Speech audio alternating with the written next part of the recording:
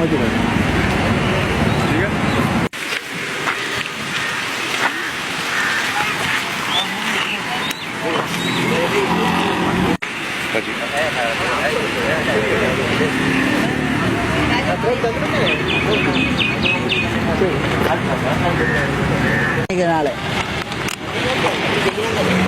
அப்ப இது கம்பரா சாய்க்குது இந்த கேம் பேசு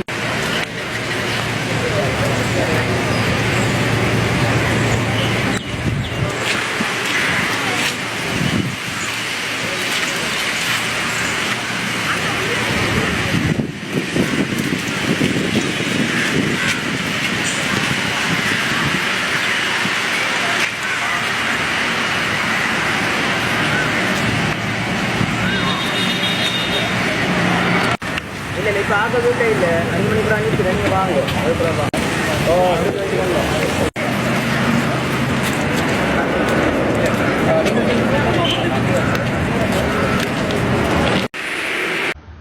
சட்டத்துறையை பொறுத்தவரையில் உங்களுக்கு ஒரு ரூல் ஒன்று உள்ளது. அதனை சொல்வார்கள் சப்ஜுடிஷியல் ரூல் என்றால் ஒரு வழக்கு நீதிமன்றத்தினுடைய பரிசீலனையில் உள்ள பொழுது அந்த வழக்கு தொடர்பில் யாரும் விமர்சிக்கக்கூடாது. அந்த வழக்கு நடவடிக்கைகளை விமர்சிக்கக்கூடாது, சாட்சி நீதிமன்றத்தில் சொன்ன சாட்சியத்தை விமர்சிக்கக்கூடாது, எதிரியை விமர்சிக்கக்கூடாது, எதிரியினுடைய சட்டத்தரணியை விமர்சிக்கக்கூடாது, நீதிமன்றத்தை விமர்சிக்கக்கூடாது, இவ்வாறு அல்லது முறைப்பாட்டாளர் சார்பில் தோன்றுகின்ற சட்டத்தரணிகளை விமர்சிக்கக்கூடாது. ஆகையால் இப்பொழுது சமூக ஊடகங்களில் பலர் இந்த சப்ஜுடிஷியல் ரூலை மறந்துவிட்டு தங்களுடைய விருப்பத்துக்கு ஏற்ற போல பல விதமான விமர்சனங்களை முன்வைக்கிறார்கள். ஆகையால் அதனை அனைவரும் நிறுத்த வேண்டும்.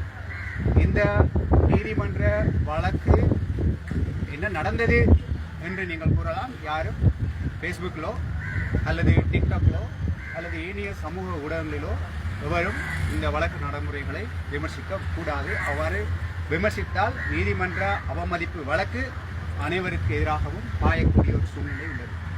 இதனை மனதில் வைத்துக்கொண்டு இணைய பாவனையாளர்கள் செயற்பட வேண்டும்.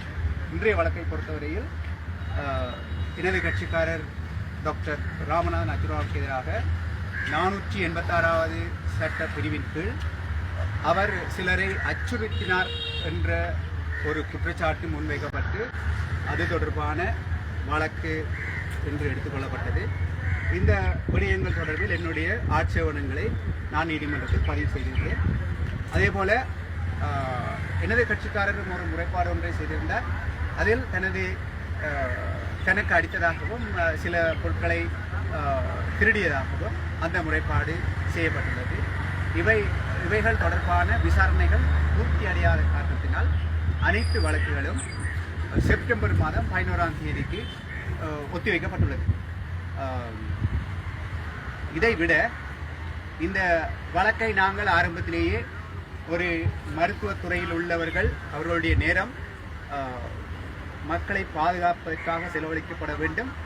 வீணாக நீதிமன்றத்தில் செலவழிப்பதை விட, நீதிமன்றம் முக்கியம்தான், நீதிமன்றத்தில் செலவழிப்பதை விட அவர்களுடைய நேரம் மக்களை பாதுகாப்பதில் செலவிடப்பட வேண்டும் என்ற காரணத்தினால் ஆரம்பத்திலேயே நான் இந்த வழக்கை இணக்கத்துக்கு ஒரு இணக்க சபைக்கு அனுப்பி சட்டப்பிரகாரம் இணக்கத்துக்கு கொண்டு வருமாறு நான் மன்றில் முன்வைத்த கோரிக்கையை அவர்கள் எதிர்த்தரப்பில் இருந்தவர்கள் ஏற்றுக்கொள்ளாத காரணத்தினால் இந்த வழக்கு இன்னும் வீரியம் பெறுவதற்கான வாய்ப்புகளும் மேலதிகமான சட்ட நடவடிக்கைகள் எடுப்பதற்கான அறிவுறுத்தல்களும் எனக்கு கிடைக்கப்பட்டுள்ளது.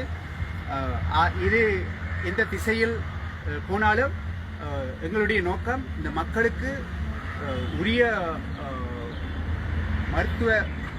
மருத்துவம் கிடைக்கப்பட வேண்டும் என்ற காரணத்தை எனது கட்சிக்காரர் நம்பி செயற்பட்டதை தொடர்ந்து எழுந்த ஒரு வழக்காக இருப்பதனால் அடுத்து வரும் வழக்கு நாட்களில் மக்களுக்கு இந்த வழக்கு தொடர்பில் என்ன நிலைப்பாடு எவ்வாறு போகிறது என்பது தெரிய வரும்.